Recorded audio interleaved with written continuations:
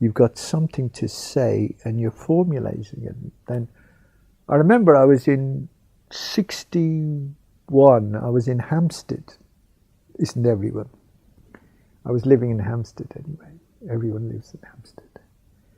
And I wrote this thing, about 3 or 4 pages, and I read this to a mate of mine in the pub. I said, I've just written this stuff, you see. I was living down in this room. And suddenly it gushed out of me one day. And he said, I read it to him in the pub. I remember this pub, we were having a pint there. And he said to me, who's written this? And I said, I have. Oh, he said, that's good, you know. And that was coming then to it. You could feel there's something here that wants to be said. It's not just pissing about with stuff. You're actually getting in there. And like if you say 6 or 7 pages of work or something like that, and you think, that's good. But you don't know what to do with it, I mean, or anything like that. But there was a need. He didn't have the need to do it. He didn't have that need. I had that need in me. Other people don't have that need. And that's, I suppose, is the thing. Why do you have that need? And now, of course, it's an everyday, I get up early in the morning, it's an everyday occurrence. I mean, you have to have your fix every day. You're writing all the time. Never stop. I might get up at 12 or 1 o'clock in the morning, and then I get, the way it is at the moment, I get my stuff on the bed. Then I've got my pillows there and everything like that, and I'm quite comfortable. And then I put the radio on, and then I do the diary first of all. And then the diary, there's no pressure on me. I just do the diary, and it's for my own sake, the diary. It's not for publication or anything like that. So I write whatever I want to and whatever I think of anyone or whatever. It's free writing, and it's a good foundation for the day. And that takes me an hour, and it's like being an athlete or something. It's warming up. You're just warming up, and I'm warming up and warming up. But because I'm warming up and I'm warming up, I'm very relaxed, and that's a good feeling. I've got to get this done or anything. The idea, I'm trying to get more relaxed all the time as I go along. So I've done that hour then, and I always feel that really is the major part of my day, my writing day, is to get that hour done. And then on top of that, then I'll do work another hour and another hour, block it on that. And then I'm quite relaxed, and there's no pressure on me. That's the thing, no pressure. That's the main thing. I'm not trying to get anything done. I'm not, it doesn't matter. Oh yeah, I'm not worried about wasting time. You should be able to waste time and enjoy wasting time. And I like wasting time, and I just like looking up this and that, because you never know when you're learning anything anyway. So I'm dipping. So I was looking at Arthur Miller the other day, and I was just looking now at Graves, and dipping into things, and because you never know when things are coming back into you, and you think, oh, that was rather interesting, or that's interesting, and that type of thing. So there's no pressure on me. I'm not trying to get anything done. There's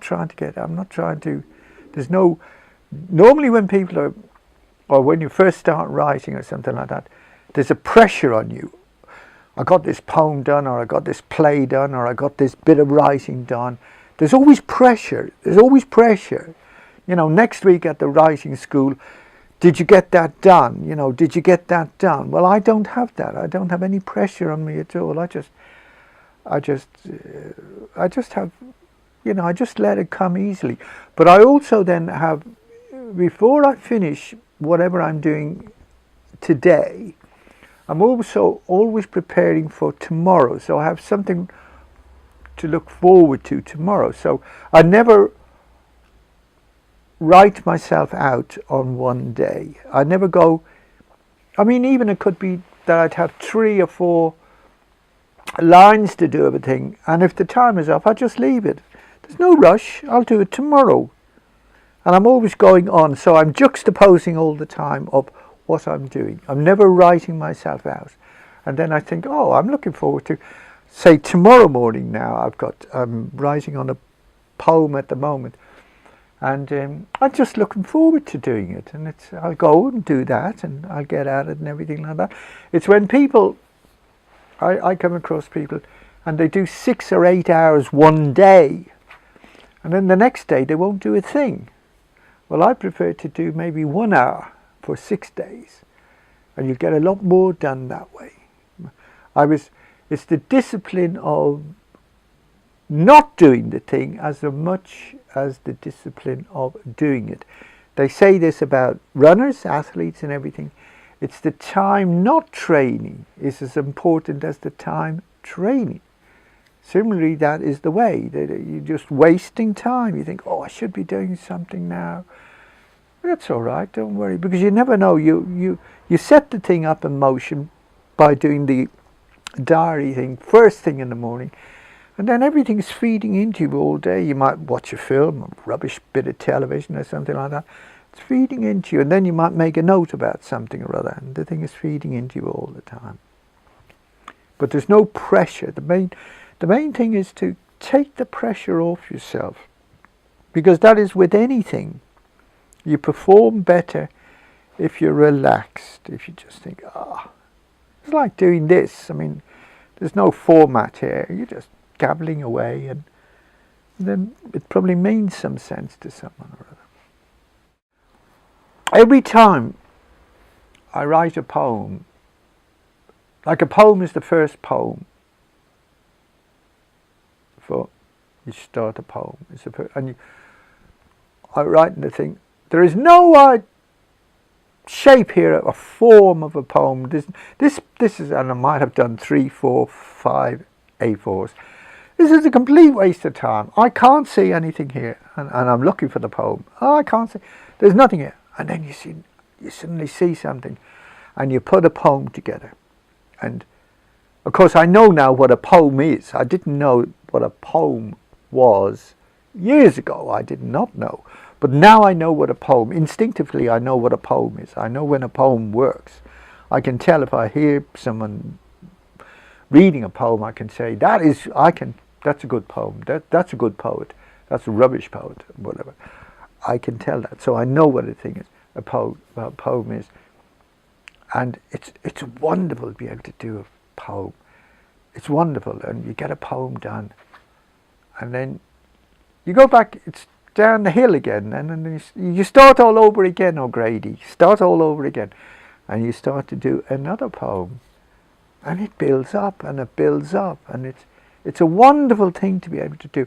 It's a wonderful, if somebody said to me, you're going to die tomorrow, you've got so many hours or something, I'd do a poem. I would do a poem. That's what I would do. I would put down what I feel. Somebody says, you've only got 3 hours to live. Well, I'd do a poem about it. That's what I'd say. It's like a bit like Padraig Pearse. They read some poems of Padraig Pearse at the Irish Centre last week. We went go there on a Tuesday. And he was executed. And he wrote, the night previous to his execution, he wrote this poem. And I thought, yes, that makes sense.